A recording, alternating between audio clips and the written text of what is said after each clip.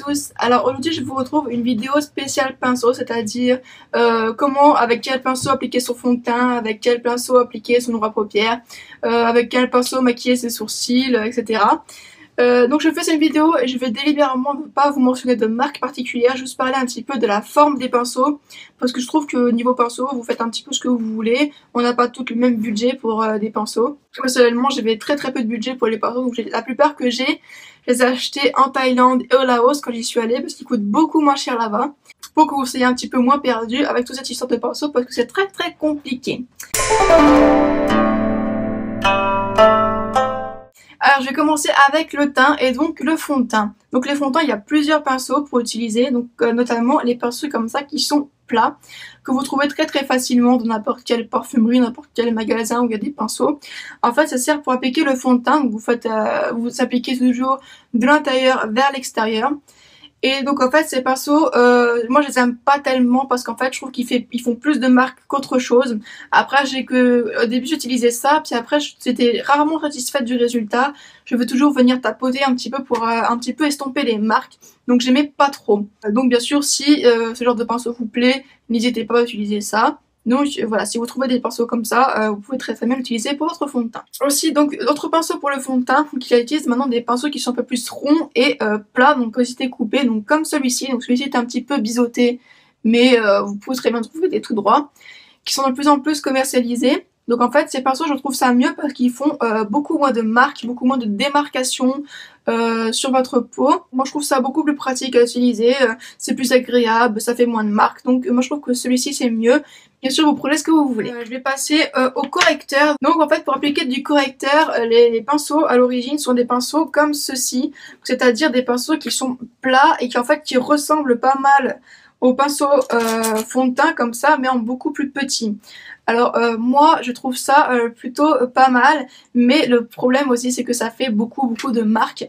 Mais le point positif c'est que ça fait plus de couvrance, vous donnez une couvrance beaucoup plus forte avec un pinceau plutôt qu'avec vos doigts.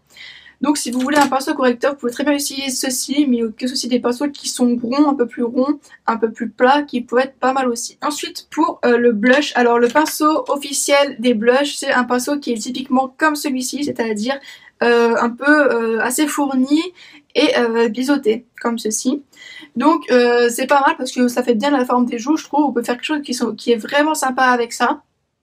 J'en ai d'autres, hein, comme celui que j'utilise le plus, c'est celui-ci. Et vous pouvez aussi faire votre contouring, surtout avec celui-ci qui est pas mal parce qu'il est assez fin comparé à l'autre, vous voyez. Et donc en fait je trouve que ça fait bien le contouring. Vous pouvez très bien utiliser ce que vous voulez de toute façon. Ensuite je vais parler de ce style de pinceau là, qui est un pinceau duofibre, c'est-à-dire qu'en fait il y a des poils blancs et des poils noirs. Je pense qu'il doit y avoir un truc comme les poils noirs sont plus épais, sont plus souples ou moins souples que les blancs. Et donc en fait à l'origine ce style de pinceau là c'est fait pour appliquer du fond de teint, mais de manière qui est vraiment très légère. Alors moi j'utilise pas ça du tout, j'utilise pas pour cet usage, j'utilise pour appliquer le blush crème. Parce que je trouve que c'est mieux pour le blush crème parce que c'est plus pratique et ça permet de faire une application très légère. Donc en fait vu que c'est plus léger, ça fait qu'on n'en a pas trop, on ne se loupe pas, donc je trouve que c'est très pratique pour ça. Vous pouvez aussi appliquer du bronzer de manière très légère, c'est très bien aussi comme ça. Du bronzer crème, du bronzer poudre, du blush crème, du blush poudre, enfin plus pour les textures crème je trouve que c'est plus pratique. Mais pour le fond de teint, voilà, je trouve que c'est mieux si vous voulez vraiment avoir une couvrance très légère. Ensuite, pour le contouring, eh ben, vous pouvez utiliser aussi les pinceaux comme ça, c'est-à-dire qu'ils sont assez fins, avec un embout assez pointu, comme ça fait quelque chose de très précis. Vous pouvez aussi utiliser bien sûr, comme vous l'avez dit tout à l'heure, les pinceaux comme ça. Vous faites bien ce que vous voulez, je trouve que les pinceaux de toute façon, je trouve qu'il n'y a pas vraiment de réglementation. Si ça vous fait plaisir de faire votre teint, avec un pinceau à blush, et bah faites-le quoi, enfin faites bien ce que vous voulez. Moi-même je n'utilise pas tous les pinceaux pour les usages pour lesquels ils étaient faits à l'origine. Donc moi j'utilise ce pinceau pour l'highlighter parce que je trouve que ça fait vraiment, je trouve que c'est vraiment parfait pour l'ossature de la joue. Mais il y a d'autres personnes qui utilisent ce genre de pinceau là, donc les pinceaux qui sont éventail. Donc celui-ci est vraiment imposant, mais c'est vraiment bien parce qu'en fait ça suit vraiment bien l'os de la joue. Donc vous pouvez faire une application qui est vraiment assez précise avec ça. Aussi, ça vous pouvez se servir pour appliquer par exemple la poudre de façon vraiment très approximative.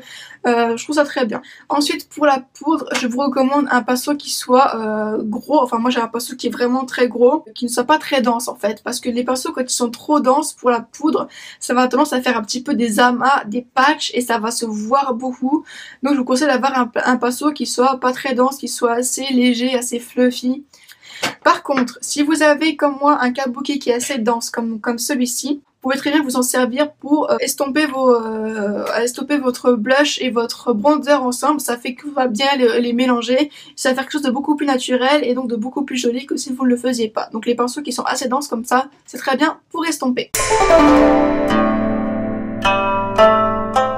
Ensuite j'en ai fini avec le teint, donc je vais partir sur les lèvres parce que les lèvres il y a vraiment très peu de choses et en fait il n'existe qu'un seul style de pinceau. Après bien sûr il peut être décliné sur plusieurs formes selon les marques. Les pinceaux comme ceux-ci qui sont assez petits, il peut avoir une forme différente, celui-ci c'est un petit peu biseauté mais voilà, c'est globalement c'est le même principe et ça sert bien sûr pour appliquer du rouge à lèvres et que vous en prélevez soit au raisin, soit dans un rouge à lèvres qui est déjà par exemple quand ils vendent des rouges à lèvres dans des palettes.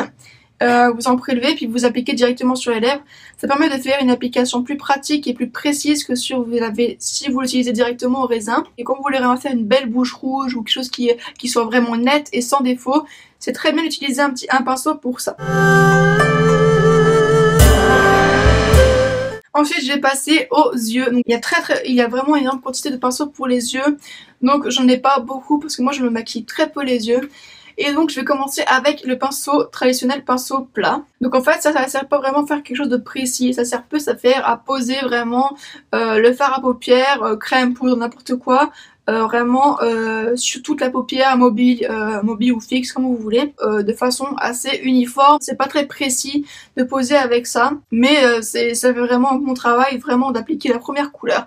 C'est juste pour ça. Ensuite, vous avez des pinceaux estompeurs. Ça sert pour estomper, c'est-à-dire que quand vous avez fini votre maquillage, même pendant que vous êtes en train de le faire, il faut estomper les couleurs ensemble pour enfin mieux les fondre et mieux les mélanger. Ça va faire un résultat beaucoup plus joli. Pour moi, l'estompage, c'est vraiment la clé d'un maquillage des yeux réussi parce qu'en fait, quand on estompe pas, ça peut tout de suite faire un peu de tache, un peu caca. Et là, ça fait tout de suite vraiment la différence de bien estomper. Moi je me sers aussi de ce pinceau pour appliquer de la poudre uniquement sur le dessous de l'œil pour éviter que l'anti-cerne ne file dans les plis. Vous appliquez un petit peu de poudre et donc moi j'aime bien utiliser ce pinceau là parce que je trouve que ça fait assez bien la forme du dessous de l'œil et ça fait quelque chose d'assez précis. Mais vous utilisez bien ce que vous voulez bien entendu. Ensuite je vais passer à l'eyeliner.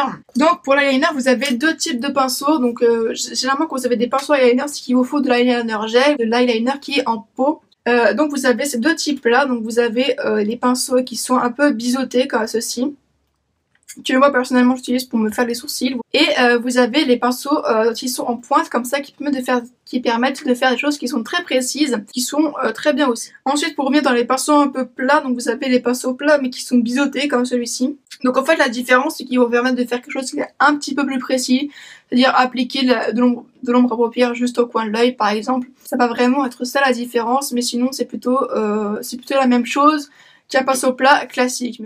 Ensuite vous avez les pinceaux crayons comme celui-ci. Donc les pinceaux crayons, ça sert soit à faire un ras de cils inférieur, soit à faire quelque chose de très précis au niveau du creux de l'œil. Donc si vous voulez faire quelque chose de très précis, vous pouvez très bien utiliser ce style de pinceau là ou en ras de cils inférieur. Ensuite il y a d'autres pinceaux qui sont beaucoup plus petits et ça sert presque exclusivement à faire le ras de cils inférieur parce que c'est vraiment une taille qui est assez petite. Les pinceaux sont très peu fournis, les poils sont très courts, donc ça fait que ça fait vraiment quelque chose de très facile enfin c'est plus facile d'appliquer, de faire sur ras de cils inférieur avec un pinceau comme celui-ci qui fera quelque chose de beaucoup plus précis. Ensuite je vous parlais de ces deux pinceaux là, donc c'est pas vraiment des pinceaux. Donc celui-ci sert plus en fait à un peu coiffer entre guillemets vos sourcils.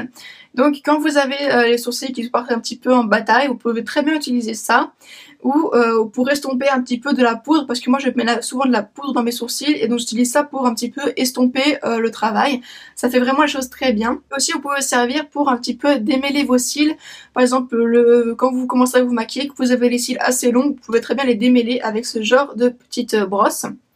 Et ensuite je vais vous parler de ça. Donc ça c'est un peu plus différent, je pense que vous en avez toutes à peu près un truc comme ça. Le côté peigne sert à brosser les cils, donc comme l'autre, donc quand le matin vous avez un peu les cils qui sont un peu emmêlés, vous pouvez brosser ça. Mais aussi quand vous venez d'appliquer votre mascara et qu'en fait le mascara n'est pas encore sec mais qu'il y a un peu des paquets dedans, vous passez ce côté-là donc dans vos cils et ça va retirer vos paquets sans abîmer votre travail qui a été fait avec le mascara. Pareil pour ce côté-là, c'est quand le mascara est sec, c'est-à-dire que quand vous avez fait appliquer votre mascara, qui a eu le temps de sécher mais qui a eu des pâtés, et ben vous pouvez utiliser ce côté-là, ça va retirer tous les petits paquets, tout un petit peu l'excédent de mascara, sans abîmer votre travail. Donc le dernier pinceau que je vais vous montrer, c'est un pinceau comme ceci, donc c'est un pinceau éventail, un peu dans la même idée que l'autre que je vous ai montré tout à l'heure, sauf qu'en fait il est beaucoup plus souple et beaucoup moins dense, beaucoup moins fourni en poils. Et donc en fait ce style de pinceau là, ça peut servir pour retirer les chutes. C'est-à-dire que si jamais vous avez fait votre teint, après vous faites vos yeux et qu'il y a des chutes, et vous prenez ce genre de petit pinceau là, et vous ne touchez surtout pas avec votre doigt parce que ça va écraser les pigments. Vous passez sur votre joue, vous retirez les chutes et ça va tout retirer sans écraser les pigments, donc il n'y aura pas de taches de fard à paupières sur vos cernes et c'est plutôt appréciable. Donc voilà, sur ce ma vidéo sur les pinceaux est terminée, j'espère que ça vous a plu. Donc comme je vous l'ai dit, je ne parle pas de marque particulière parce que vous prenez bien les pinceaux que vous voulez, c'était juste pour vous montrer un petit peu l'usage premier entre guillemets des pinceaux. Donc sur ce je vous fais à tous de très gros bisous et puis je vous dis à bientôt pour une prochaine vidéo. Ciao.